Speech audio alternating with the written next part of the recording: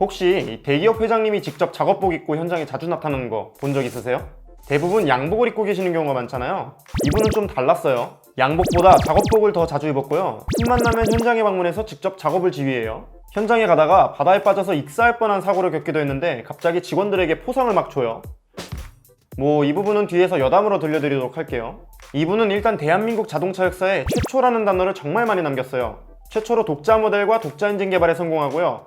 대한민국 최초의 고속도로도 이분 주도하에 만들어졌죠. 이 때문에 산업화의 상징으로 통하기도 해요. 세계 9위 부자가 되었지만 청렴하고 검소한 삶으로 국민들의 존경을 받았던 이봐 해봤어? 이런 말로 유명한 현대차그룹의 창업자 아산 정주영 회장입니다. 정주영 회장이 세운 자동차 제조사는 현재 대한민국을 대표할 뿐만 아니라 글로벌 시장 4위가 되었는데요. 최근 여러가지 결함과 아쉬운 서비스 행태로 많은 비판을 받고 있기도 하죠. 그런데 이 제조사를 비판하던 사람들도 정주영 회장 얘기가 나오면 잠시 비판을 멈춰요. 심지어는 현재 이 제조사의 모습을 보고 저승에 계신 정주영 회장님이 벌떡 일어나시겠다 이런 반응까지 나오고 있죠. 어떤 이유에서 이런 말이 나왔을까요? 오늘 영상을 다 보시면 이런 말이 나오는 이유를 이해하실 수 있을 것 같습니다. 오늘의 스포트라이트 시작하도록 하겠습니다. 상당한 대기업인 현대그룹을 창립했을 정도면 원래 돈이 많지 않았을까요? 정주영 회장은 아니었어요. 학력은 초등학교 졸업이 전부였고 아버지는 강원도의 가난한 농부였죠. 아버지처럼 살기 싫어서 아버지가 소를 팔아서 번 돈을 가지고 서울로 가출을 할 정도였고요. 잡혀서 집에 다시 들어갔다가 다시 가출하기를 반복했다고 해요. 서울로 가출해서 뭘 했을까요?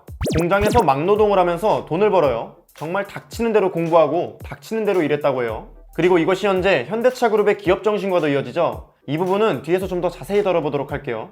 그렇게 서울에서 열심히 돈을 벌어서 또 뭘 했을까요? 아도서비스라는 자동차 수리 공장을 세워요. 당시 직원이 80명이 될 정도로 사업을 확장시켰다고 하는데 갑자기 시련이 닥쳐오죠. 화재로 공장 건물이 싹 다 타버리는 일이 발생해버려요. 일반적으로 열심히 돈을 벌고 또 투자까지 받아서 세운 공장이 한순간에 불에 타서 사라진다. 어떨 것 같아요? 저였으면 망연자실했을 것 같은데요. 정주영 회장은 이번에도 달랐어요. 최초 투자자를 찾아가서 이렇게 얘기하죠.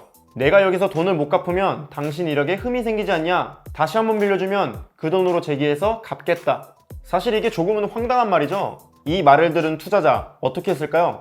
돈을 다시 빌려줘요. 정주영 회장은 그 돈으로 재기에 성공하죠. 그리고는 갑자기 건설회사인 현대토건사를 차려요. 막노동으로 시작해서 자동차 수리 공장을 세웠다가 이게 불에 타서 없어졌는데 또다시 돈을 빌려서 재기하고 건설회사까지 차린 거예요. 이후에는 불모지였던 자동차 산업과 조선 산업에도 진출하고요. 최초로 자동차를 독자적으로 생산해내고 최초로 선박을 만들어내요. 그만큼 최초로 무엇인가를 한다는 것에 엄청난 자신감과 자부심을 가지고 있었어요. 때문에 이후 현대그룹을 얘기할 때 이 도전이라는 단어가 빠지지 않죠. 정주영 회장을 대표하는 단어는 3가지가 있어요. 하나는 앞서 말씀드린 도전인데 나머지 2개는 뭘까요? 바로 신뢰와 책임감이에요. 이 신뢰와 책임감은 현대토건사를 차린 정주영 회장에게 찾아온 또 다른 시련에서 찾아볼 수 있죠. 바로 고령교 복구공사요. 전쟁 중에 무너져버린 다리를 복구하는 공사였는데 말이 복구였지 사실상 신축공사에 가까웠어요. 심지어 건설 장비도 부족하고 교각이 급류에 막 떠밀려 가기도 하고 물가까지 상승하면서 인부들에게 줄 월급마저 부족하게 되죠. 일반적이라면 누구나 포기를 외칠 것 같은 상황 속에서 정주영 회장은 뭐라고 했을까요? 사업하는 사람은 첫째도 신용, 둘째도 신용이다 이렇게 말해요. 그리고서는 동생과 매제의 집을 팔아버리고 아도서비스 부지까지 팔아서 공사 자금을 마련하죠. 그리고 그 자금을 통해서 완공에 성공해요. 실로 엄청난 책임감이죠. 정주영 회장이 신뢰 그리고 책임감을 참 중요시했다는 사실을 보여주는 또 다른 예시가 있는데요. 바로 작업복을 입고 직접 현장에서 작업을 지휘하는 모습을 자주 보였다는 거예요. 내 이름을 걸고 일하면 책임 전가를 못한다 이렇게 말하면서 현장 지휘에 나선 거죠. 이건 여담인데요. 정주영 회장에게 이런 일도 있었어요. 조선소건설을 직접 지휘하기 위해서 늦은 밤 현장으로 향했던 날이었는데요. 길에 쌓인 자재 더미를 피하려다가 차가 전복되어서 바다에 빠졌다고 해요. 이게 익사할 수도 있는 위험한 상황이었는데 다행히 금방 빠져나왔죠. 현장에 있던 직원들이 빠르게 구조에 나선 덕분이었어요.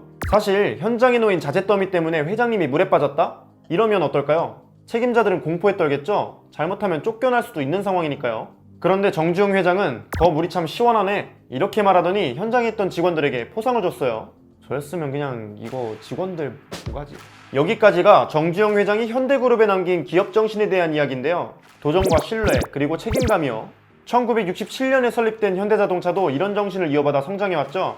끝없는 도전을 통해 불모지였던 국내 자동차 시장을 발전시켰어요.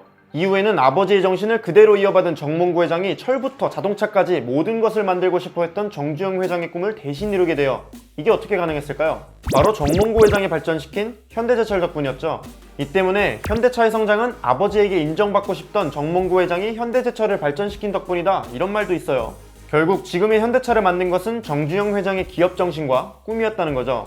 그렇게 성장에 성장을 거듭하던 현대차는 IMF 당시 기아차를 인수하며 현대자동차 그룹이 되고요. 지난 상반기 글로벌 자동차 시장 판매량 4위라는 놀라운 기록을 세울 정도로 대단한 제조사가 되었어요. 몇몇 소비자들은 국내에 세계 4위 자동차 제조사가 있다니 자랑스럽다, 이렇게 말하기도 할 정도죠. 정몽구 회장에 이어 정의선 부회장이 경영 일선에 선 지금의 현대차는 친환경차 시장에서 상당한 위력을 보일 것이라는 전망까지 나오고 있어요.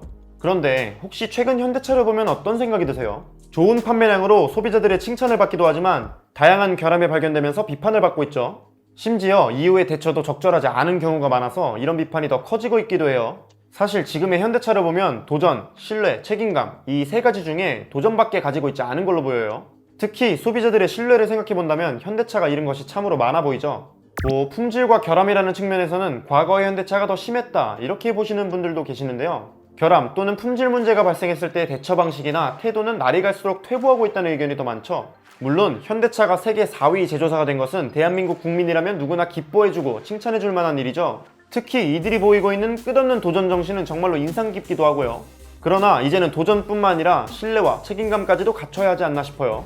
아무리 멋진 도전을 하더라도 소비자들의 신뢰가 뒷받침되지 않는다면 의미가 없을 테니까요.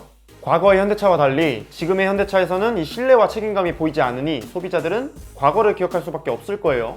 그래서 정주영 회장이 타계한 지 20년이 되어가는 지금까지도 소비자들은 그를 기억하는 거겠죠. 특히 20년이 넘도록 소비자들에게 기억된다는 것은 신뢰라는 기억이 그만큼 오래 간다는 것을 보여주기도 하고요.